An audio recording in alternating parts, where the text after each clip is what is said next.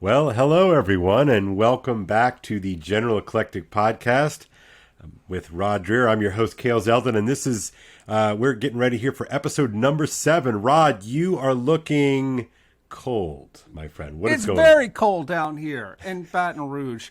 We've had this.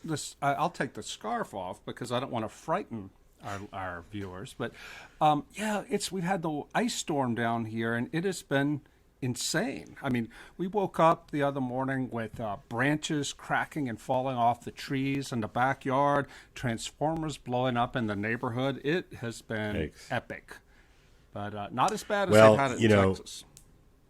No, Texas looks pretty bad. You know, my mom and dad live around the block from you, basically, and they've been giving me the updates on the weather. My dad likes the weather.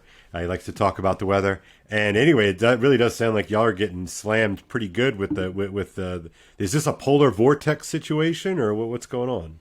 I think it's an end of days situation. I think it's the apocalypse. Yeah.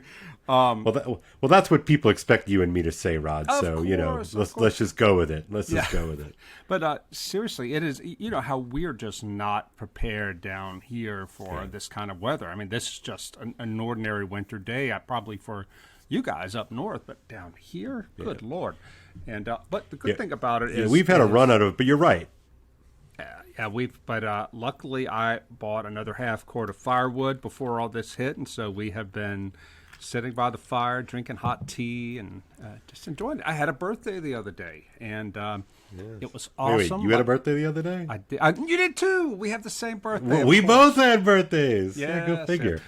Well, my daughter Nora made me this incredible cake from the recipe in the New York Times. It was Earl Grey tea with bits of dark chocolate in it and pieces of orange zest, and the frosting was mascarpone sun. Oh, that's beautiful. That's beautiful. Yeah, I ate the rest of it. I ate 4 pieces yesterday and finished it all off today. So, I'm doing well.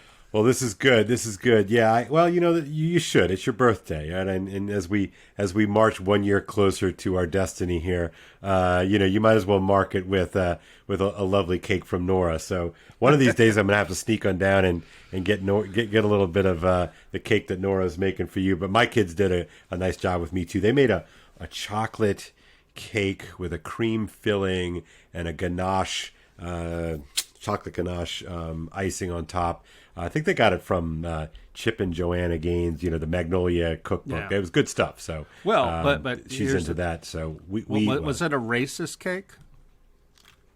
Well, obviously it was white on the inside. So most unfortunate. Well, no, the reason I ask is because there was some of the most incredible news. I mean, we always laugh about the extremes of wokeness, but did you see this thing where Bon Appetit magazine and Epicurus, they're owned by the same people, they have this new scheme called the Archive Repair Project, which is an incredibly Orwellian title.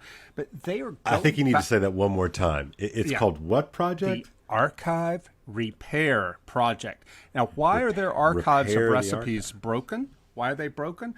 Because in the past they used terms like exotic to refer to certain foods they were cooking, dishes they were cooking. And this is an archive that goes back like 35 years, right? Well, they have decided that it is racist to have referred to certain foods as exotic. They had a recipe for hamantaschen, the Jewish cookie that is always eaten around Purim. And I can't even remember the details here. They were so trite and so unoffensive, but the person who wrote the recipe said, finally, here's a recipe for delicious hamantaschen that actually tastes good as opposed to the sandy, dry, crumbly things. Well, that was taken by the new woke masters at Epicurus as anti-Semitic. Because the writer complained about how hamantaschen tastes. So now they've had to go back and repair this recipe. It's just incredible. So gosh, where do we even sort of begin with this sort of thing?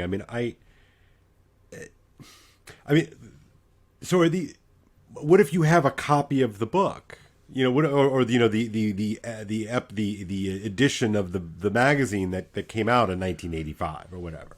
Well, I mean, I mean, like this is like what a strange thing to do here. I mean, what's is this just busy work? Yeah, well, no, it's repentance because one of their editors got caught photographed in blackface for some Halloween thing, and they fired the guy or he resigned. And this is how the woke are. It's got to purify everything, purify our memory, right? And this is what. Wait, I'm sorry. Are you joking about the editor being photographed in blackface and this? No, this is really the part of the story. This is real. No, this really happened. Wow. Yeah. Okay, I didn't know that. And one thing that troubles me about it is it's trite, right? It's recipes, but keeping those archives there are important for historical reasons, so we can understand how the relationship between food and culture, how things changed. I can remember when I was growing up in 1970s in a small southern town. I remember the day pizza came to town. It was in the early 70s. That's my amazing. uncle brought me and my little sister pizza. We were watching Rudolph the Red-Nosed Reindeer on TV, the Rankin Bass thing. He brought us pizza from the Redwood Inn, which was, I think, just about our only restaurant in town. This exotic thing called pizza. And for us, it was exotic, right? Well, now, if you go to my town, they have a Chinese pizza everywhere. They have a Chinese restaurant, a Mexican restaurant, and even a Middle Eastern restaurant. And stuff is no longer exotic. It's really interesting to me that over the course of a single lifetime, like 40 years, we went from a town where pizza was exotic to having these other restaurants. But this is now that really is remarkable, and it's it's a largely unremarked upon phenomena. I mean, I look back, in my childhood, and I mean, just think about like what fast food options were available, say circa 1980, thereabouts, right? You had a McDonald's and you had a Burger King, right? If you were lucky, like us, we had a Popeyes or a Church's, and that was kind of about it. I mean, really, like that was sort of the extent, Rod, growing up, I know, you're a foodie, I'm a foodie. We both love food. We both love, I don't even know how to describe the food that we like now for fear of being labeled, a racist of some sort. But anyway, non-white people food. I mean, how am I supposed to talk about this? I don't even know how to talk about this. Here is the thing that this is a really interesting point. I was raised in a culture where collard greens, mustard greens, turnip greens, that was just normal food. And I did not realize that this was black food or soul food. It was just what we ate. And I realize now it was poor people's food in the South. That's interesting. And I've told the story on my blog before about many years later. I was working at the Dallas Morning News one day, and I was heating up my lunch in the little snack area in the microwave, and I was making a bowl of greens. I'd made a mess of greens over the weekend, and one of my colleagues, an African-American woman from Indiana, came in and looked with her eyes big. She's like, "What are you doing?" And I said, "What is that?" Heating up these greens. She said to me, and God bless her for having the courage to say it. It shouldn't have taken courage, but she said, I did not know white people ate greens. And I had to laugh, and I said, that's so weird because everybody in the South eats greens. Yeah. But that's right, yeah. But it wasn't black food or white food. It was just food. But again, as a kid, I remember eating, Mexican food for the first time. Like, and that was, again, without apologies, it was exotic for me. I remember eating Thai food for the first time, and now this sort of stuff, I mean, you can go almost any halfway decent sized town, off of a major interstate, and you're going to find a Chipotle, and you're going to find, all kinds of different foods that just were not available. No. And the other part of it, I know we want to get back to the Epicurus stuff and the reworking, the Orwellian recipe factory. But food is just really, it's just so much better right now. Yeah. I mean, we had such limited options. You went to a grocery store, there's not a lot there. And, and for this to sort of get woven into the larger culture war about, cultural appropriation and insensitivity and all of this, it gets rather sad, isn't it? Oh, it makes me mad. I don't even get sad. I get mad about it because what it does is it frightens people away from trying new things, right? In St. Francisville now, my hometown, you can go to the Audubon Market there, the grocery store, and get sushi.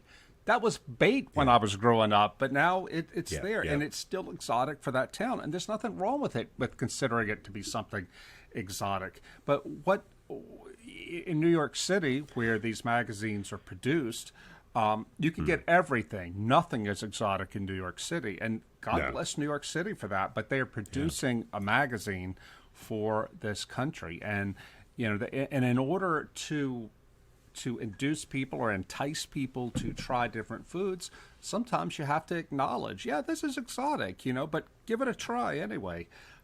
It just and do any of these writers, revisionist historians, do any of them have children? I mean, have you tried to give a child something that is not part of the major four food groups of chicken nuggets, bologna, American cheese and milk? I mean, like pasta. Everything's exotic when you're a kid. Yeah. But I don't get this. I don't get this fear of the word exotic either. Yeah, I mean, I don't understand why this is something to be to shame people. I mean, what you're doing is you're making people who are reticent about trying this new food because it has odd ingredients, so they don't know what's in it. You're giving them another reason to feel anxious about it, because if they like it or if they don't like it, you're going to call them racist. And it's just right. Look, people. We're talking about totalitarianism. This is a form of soft totalitarianism. It's not the Gulag. I get that. But a totalitarian society is one in which everything is politicized. And now they're politicizing recipes.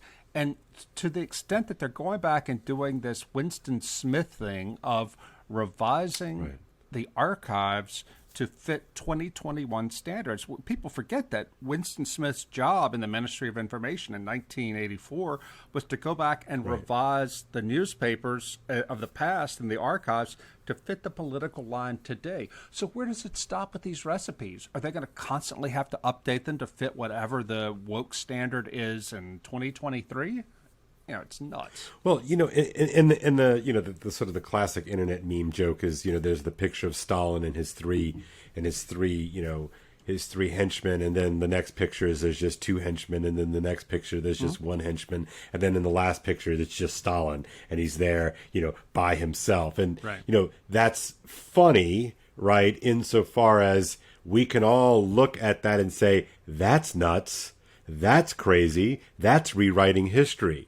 Whether you like Johnny, Bill, and John, now is really immaterial, but like that actually happened, right? And so anytime you're going back and scrubbing and, sorry, what was the word? Not retrieving the archives. What did you call it? They call it archive what do they repair. Archive repair, right? In order they're going to repair the archive as if the original was broken, right? Like when I have my car breaks down, I go get it repaired because, whatever, the muffler's broken or, whatnot, right? This is weird. Like, honestly, it I know it makes you angry, and I think you're correct because you see it as a symbol of a self-imposed mode of operation, but it's also, it's weird. I mean, it's very weird that it would pervade, down to this level. What is next? And the reason why I ask this is because what if it's something that is certainly more consequential than a recipe, right? I mean, we make the joke all the time. You and I like food. We both like cooking. So I like looking at old recipes, of course, right? But what if we're not talking about recipes? Like, what if, for instance, I don't know, you were on staff at the New York Times and you were upset because one of your colleagues used the N-word in asking a question of a kid on a student trip. And, you say then in the aftermath, you can't use the N-word regardless of intent. Mm-hmm. Okay. I think that's a ridiculous and untenable standard, but let's take you by your standard. Are we now going to go back into the archives of the New York Times and repair all of the many, many, many, many, many times in which the New York Times has, with proper intent, to be fair. I mean, the New York Times is not, not using it as a sneer. Are we going to go repair the historical record? I mean, that's my concern about this. I mean, as you know, I teach. And, what do you do with Faulkner or Twain now? Yeah. I mean, do those things have to get repaired, or do they just get memory hold altogether? Yeah. In the last couple of days, I happened to run across online an interview with Thelma Tool. 2 interviews with her, actually. She was the crackpot mother of John Kennedy Tool, the author of Oh, no way. Confederacy of Dunces. Yeah. I should post them to my blog. But anyway, on the longer interview with Thelma Tool, who was a total character, right?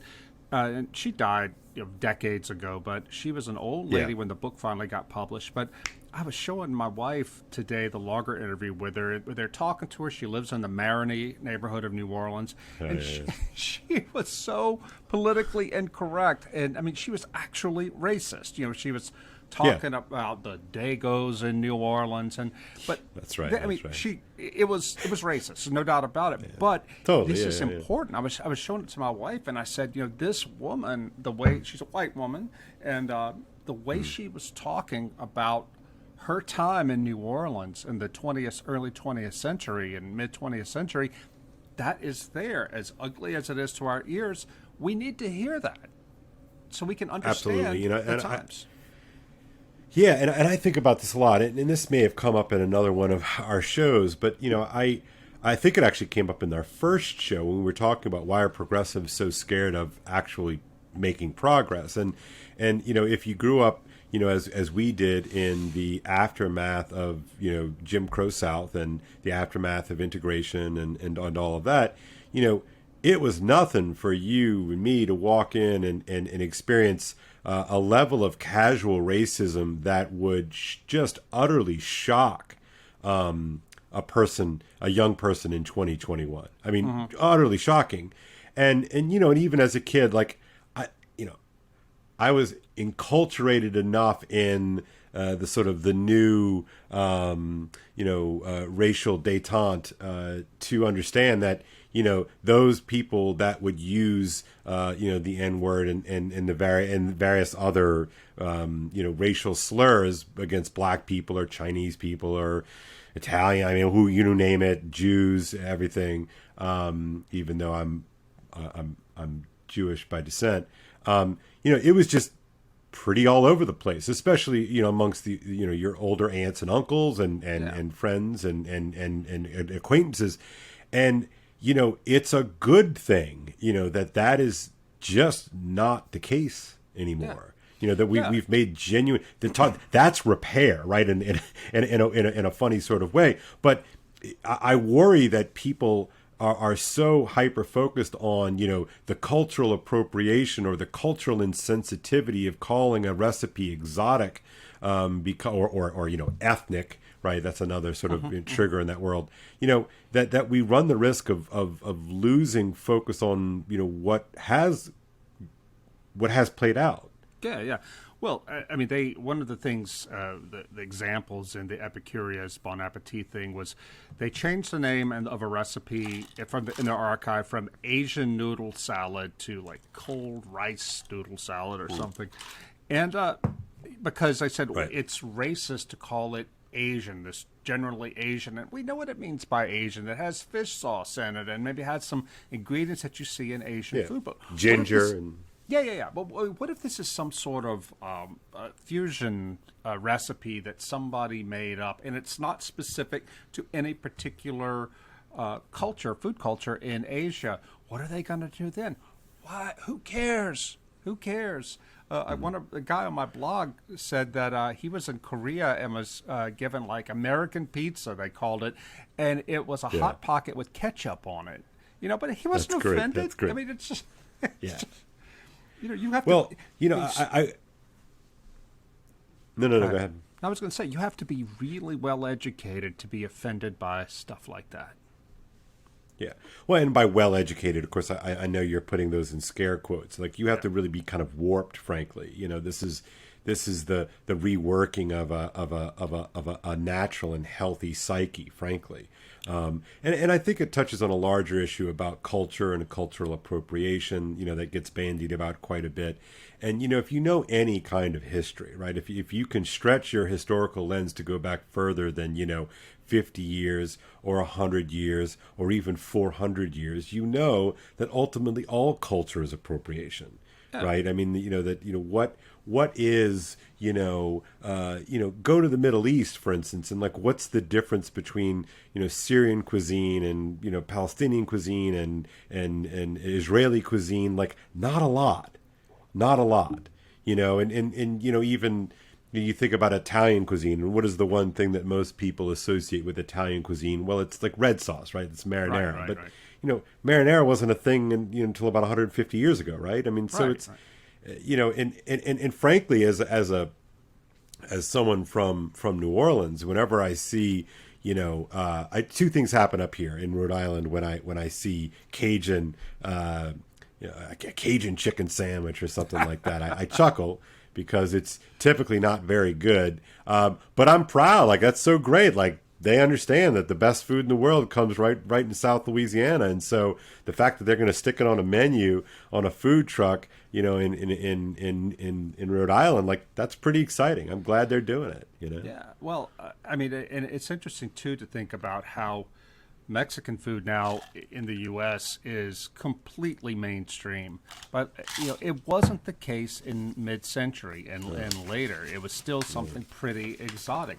And I think that this is a good story to tell about how, more and more people from Mexico have come into the country and have made their food. Look, my wife comes from Texas, and that is comfort food, Tex-Mex food for her. Yeah, totally. And this is because of the blending of Anglo-Texan and Mexican cultures. And why is this bad? Why do we have to have this mania for purity? It just doesn't make sense.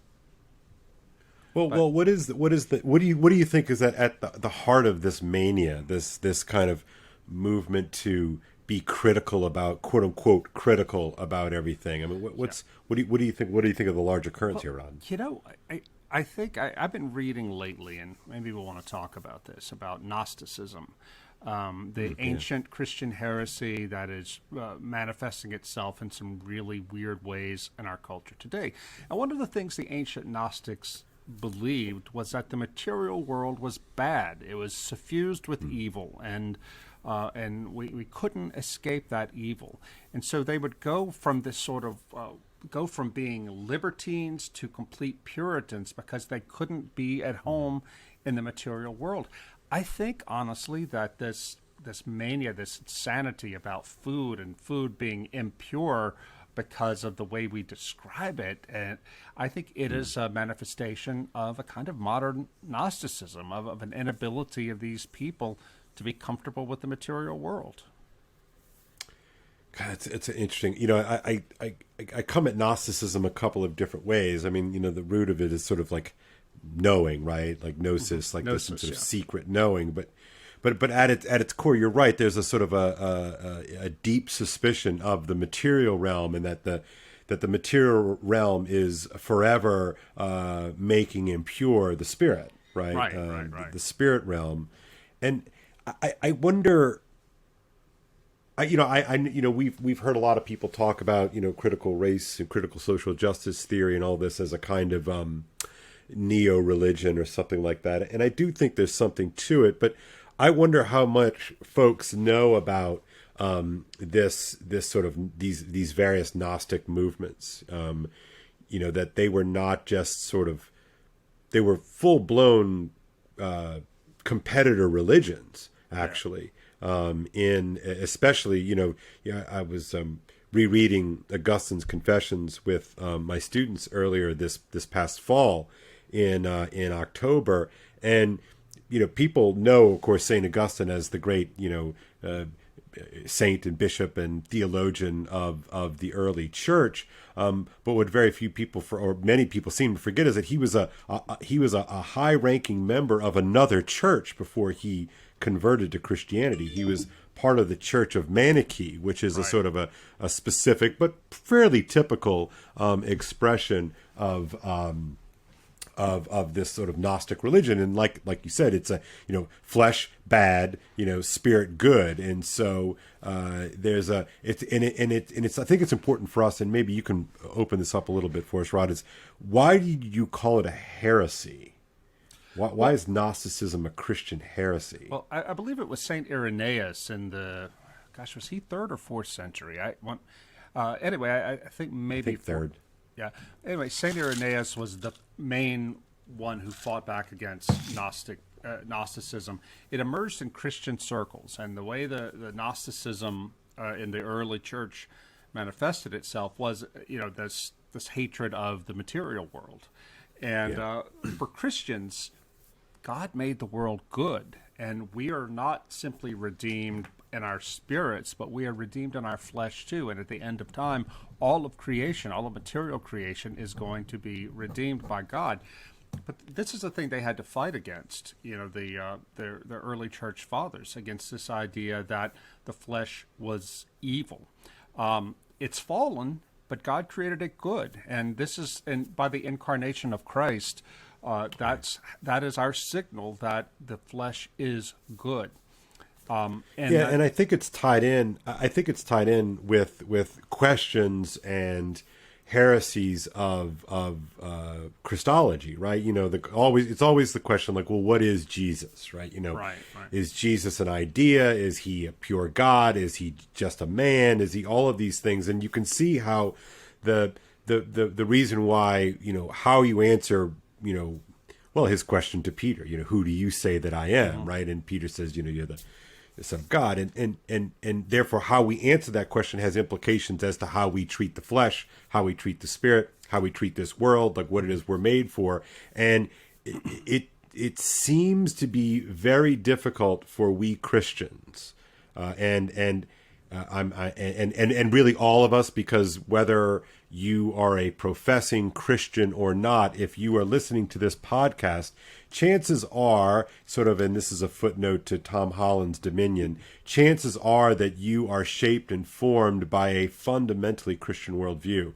I think his thesis is basically correct. Again, whether you consider yourself an atheist or an agnostic or a professing Christian, the framework with which you see the world is fundamentally Christian.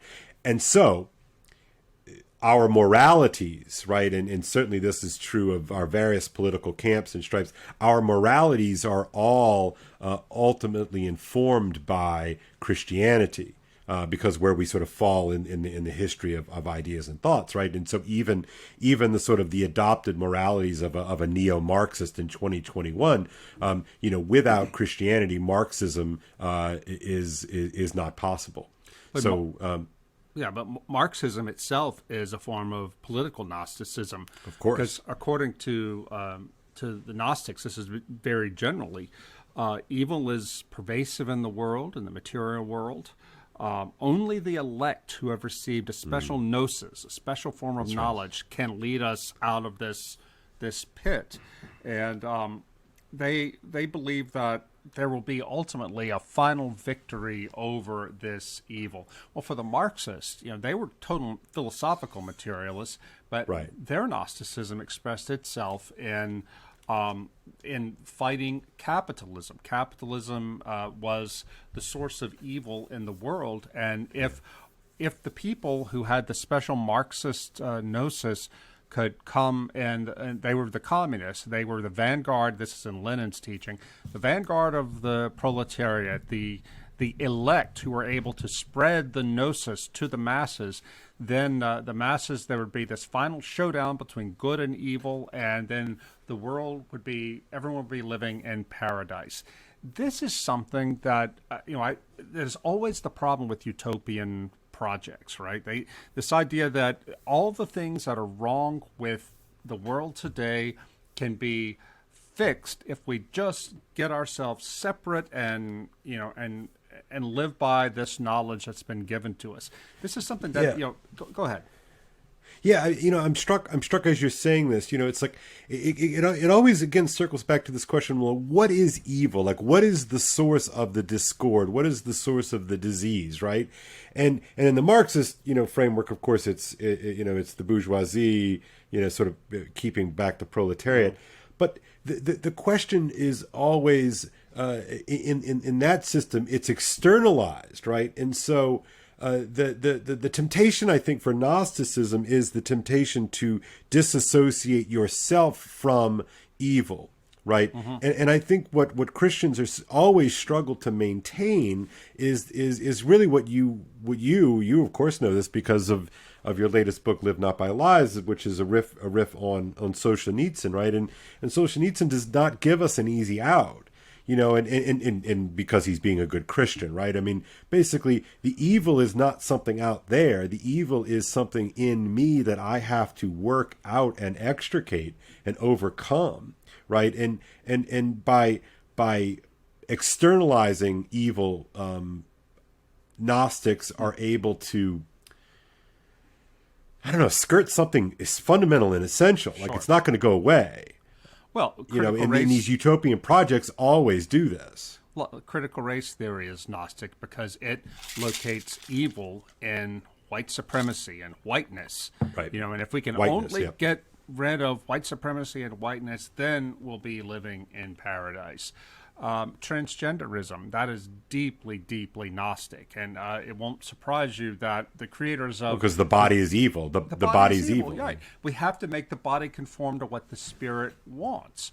And it won't surprise you that the most Gnostic film ever made, why is it skipping my mind now? Neo with Keanu Reeves and... the Matrix. The Matrix, right. Well, the brothers, the Wachowski brothers who made The Matrix, they're now both transgender women. Yeah, I saw that. So, I saw that. But this is such a part of it. It has become part of our pop culture without people even being aware of it. The idea that the only truth is inside you and the material world is all evil and fallen, and therefore we have to make the material world conform to what is inside us. That is where Gnosticism comes in. You can see where it does cross over in Christianity. It's not like Christianity tells us we can do whatever we feel like doing. Because we believe in rightly order. The flesh is good, but we just need to rightly order it. That's not what the Gnostics are asking. Yeah, no, and so, God, we think we're hitting all the big stuff, right? I mean, you're talking about what is evil, but I think it also goes back to like what is real, that if the flesh, I mean, it's sort of this sort of strange, almost sort of extreme Platonism, this sort of extreme idealism that the flesh is always sort of a distraction from the really real. And of course that's the whole really real is a Platonic idea, but that it does seem that almost like the temptation, the Gnostic temptation, is always a half step away from us. Like, and I wonder that I'm really thinking this out loud. I don't know why Gnosticism, as we're sort of broadly defining it here, and maybe ill-defining it, I hope we're getting some clarity here. But, we have to admit that it is some kind of temptation to us. Yeah, well, and I don't know what that temptation is. What is the temptation is that we recognize that we never quite add up, that we never quite achieve the thing that we can imagine. I mean, what do you make of that temptation? Yeah, I mean, I guess it's a way of dealing with limits. Gnostics can't stand limits, and this is why transhumanism is ultimately a Gnostic project, because it proposes. Can you explain to the audience what? Can you explain? I'm sorry, Rod. Can you explain to our audience what transhumanism is, or how you're using that? Transhumanism is it's a concept, a way of thinking that says that we can use technology to transcend the limits of our human body. So when You hear about people talk in Silicon Valley. It's a big thing. They talk about using technology like implants, chips in our brains, things like that, things that we add on to our bodies to manipulate our bodies to make us something more than human, transhuman. And this is like a substitute religion for a lot of the people in Silicon Valley, and it's deeply Gnostic because they want to reject limits, and they're talking about using the mind to create these things that can transcend the limits of the body. And in a similar way too, the getting totally involved in online culture and living your life in virtual reality, that is a Gnostic thing. I just read this novel last week. It's really good, called Coyote Fork. It's about the author's James Wilson, and it is a thriller, a mystery in which a British journalist he's trying to discover whether or not these two women were murdered, but by this guy who's kind of a Mark Zuckerberg figure. But in the novel, he's a tech billionaire, but he has come out of a failed hippie commune in Northern California called Coyote Fork.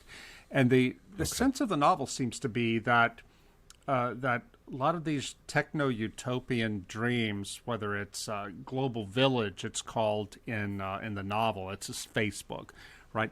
It's a Facebook, okay. Yeah, this is just the author, James Wilson, seems to have this idea that these techno-utopian dreams are a way of restating and rededicating themselves to a Gnosticism. When one Gnosticism failed, like communes failed, well, then we're just going to leave that behind and go on and try to create utopia online. It always reminds me of that, that line, and this is pretty stock in trade in conservative circles. But when you're talking to a Marxist or a socialist, and you bring up the, Marxism has bat 1,000 in terms of failed regimes, and yet every time we know what the refrain is going to be is like, right, but communism hasn't really truly been tried yet. Yeah. Right. I mean, it's just maybe this next time we'll get it right. Which is also, it's laughably unreal, right? Sure. I mean, it's a wholesale rejection of what has actually happened.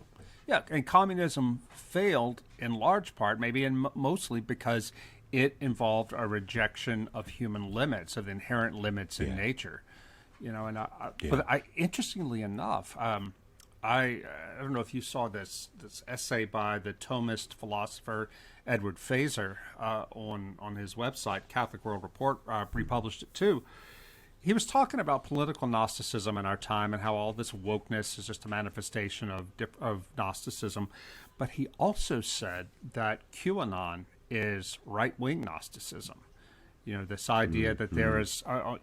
you have to be tuned in to Q to get the secret knowledge that tells you what's really going on in the world, and there's ultimately going to be this showdown, the storm they call it, and that's going to get everything sorted. Feser said, look, we can't fight Gnosticism with Gnosticism. Okay.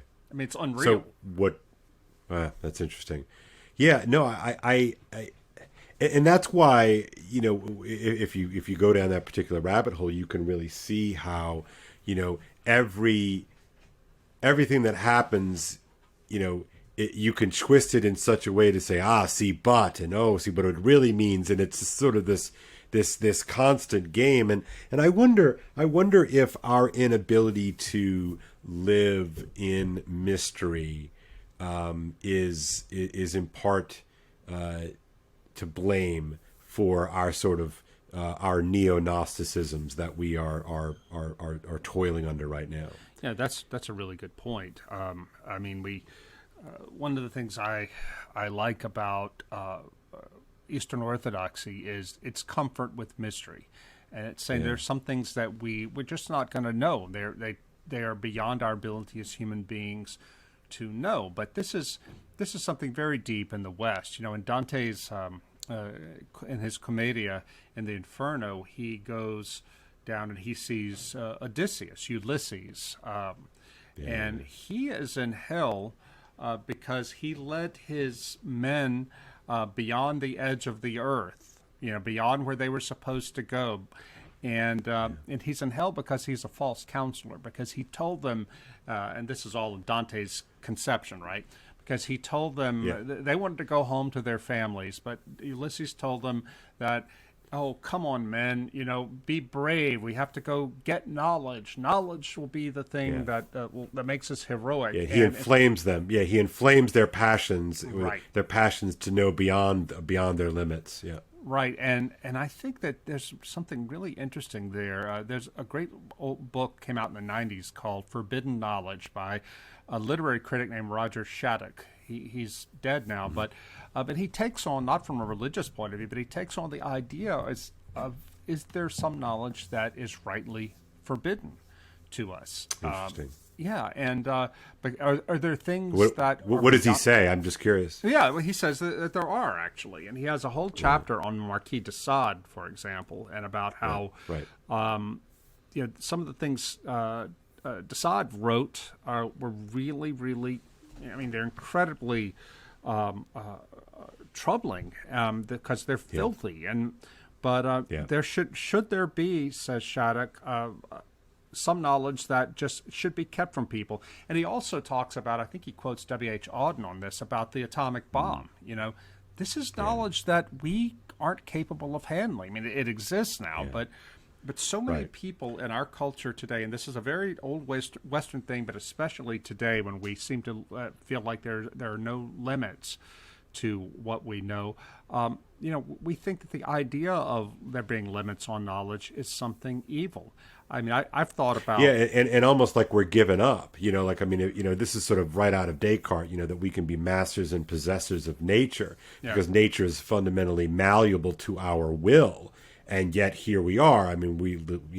As you rightly bring up the Manhattan Project. But anyway, go ahead. Yeah. No, and this is one thing that I worry about genetics too, genetic research too. That I think it is quite possible that they will find genetic differences in intelligence and things like that between races, simply because if evolution is true, then it makes sense that some people will have lived in certain in certain environments that can cause them to develop strengths in certain areas and other people don't.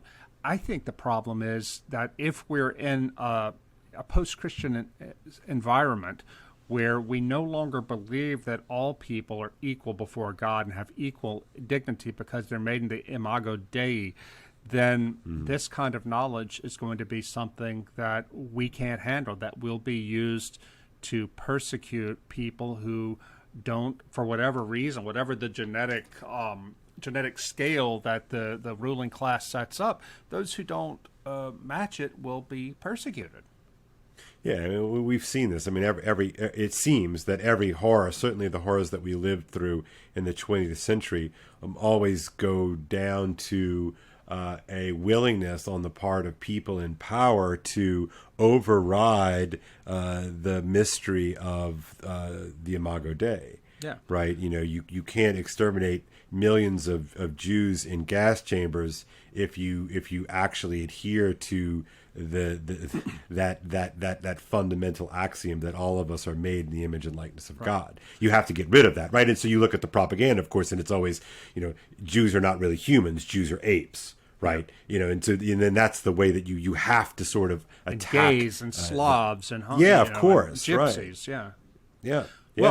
And you could see how that greases the wheels, so to speak. Yeah.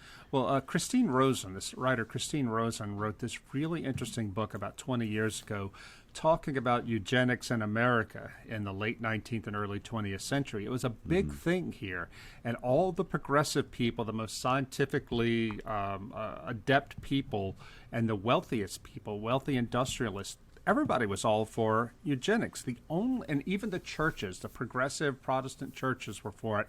The only organized religious resistance to eugenics came from the Catholic Church and from fundamentalist Protestants for the same reason, because they saw it as a violation of the Imago Dei. And but this was something that was well funded. Planned Parenthood, with the predecessor of Planned Parenthood, Margaret Sanger, she was all for it. They saw this as progress. And so today, when you see the abortion of children with Down syndrome, this is seen as progress. But it is certain Scandinavian countries have all but eliminated Down syndrome. Yeah, but this is what happens when you lose, as you say, the mystery of the human. Yeah, I think it is. So, wanted to sort of bring us home here because we're getting toward the end of our time here. But you have a couple of weeks to go here. But I get to start Lent tomorrow with an Ash Wednesday. So I admit I'm going to be scrambling around here tonight, thinking about what I need to do to prepare myself. Do you have any suggestions for me, Rod? There is a fantastic book by Father Schmemann, Schmemann, called Great Lent, and he was an Orthodox priest, Alexander Schmemann, but this book, Great Lent, Journey to Pascha, which is what Orthodox call Easter. Yeah. It's just a fantastic book for all Christians who observe Lent, and it's about the meaning of the fast, the Lenten fast, and the Lenten disciplines. Father Schmemann said that Lent, this is so for Orthodox people, I'm sure also for Catholics too, who take Lent seriously, it is a time of bright sadness. We are sad because we lament our sins, and we think about what Christ suffered for us, but we know that it's going to end in Easter. So that's the brightness. It's an extraordinary period. I mean, for us Orthodox, we the fasting is really serious. No meat, no dairy, and lots of church services. But it's also a time of intense spiritual awareness. I love the embedded wisdom and all that, and I admit, as a post-conciliar Catholic like myself, all of us, I guess, who were Catholic today are post-conciliar. We gave up so many of our sort of more robust Lenten practices, self-denial practices, and fasting, and I look at you and my other Orthodox brothers and sisters, and y'all do it right. You don't mess around with the Lent, which must really make Easter extraordinary. Oh yeah, absolutely. And there's a really interesting book by Mary Douglas. She was an anthropologist, a British anthropologist. Do you know her? I think it's called Natural Symbols. Anyway, she talked about what a trauma it was to. She was Catholic herself. What a trauma it was to lose the fasting on Friday. In the mid-'60s when the council came, because it was such a marker of what it meant to be Catholic, and that's why, I've seen the Lenten fast as such a marker of what it means to be Orthodox, because everybody at church is doing it. Interestingly enough, the priest tells you don't judge the fast of other people, because the fast is not about following the rules. It's you should realize that you're giving up these things to draw closer to God, and if you become fixated on the idea of not eating meat or not eating dairy, then you're doing it wrong. Yeah, it's interesting. I remember having a conversation with a friend, a priest friend of mine, about Lent, and I sort of made some sort of quippy, snarky comment, as is my wont, about we really should never have we shouldn't have stepped away from the Friday abstinence and fasting and all this sort of stuff. Yes, Kale, but are you prepared to tell someone that they're in mortal sin if they eat meat on Friday? And it was an interesting. I had never thought about it from that perspective because I'm not a priest, obviously, but in the Catholic rubrics is if you would break church discipline that way, that you would put yourself in a state of mortal sin, and therefore you would have to go to confession before you could receive communion again. And you can sort of see this very elaborate mechanisms and structures of grace and redemption, that, you move one little piece off of that table and you say, oh, guys, come on, go ahead and do it. And you lose, I don't know, some sort of like symbolic leverage, like you lose, I don't know, maybe this is the wrong way to say it, like skin in the game. And when you don't have that kind of skin in the game, those small little cultural markers, you lose a hold of going back to what we were talking about with Gnosticism, you right. lose the sort of the embodied hold on what our faith presents to us, that it's not, it's not an idea, it's actually a way of life. Yeah, that's really well said. And, I can imagine somebody who was not familiar with these practices thinking, wait a minute, you guys said Gnosticism was bad, and now you're talking about giving up meat and dairy or certain foods for Lent. Yeah. The idea is not that meat and dairy or any particular food is bad for you. The idea is that Lent is a time of penitence. I mean, in the biblical days, they fasted, in and out of season. Right. We fast to reorder ourselves, to realize that that the body has to be, the body's ultimately good, but it has to be ordered by what God tells us. And for me, well, go ahead. Yeah, I'm just saying nothing makes less sense in our world than to voluntarily deny yourself, a stop at the local Chipotle. It just doesn't make any sense. Like, well, why?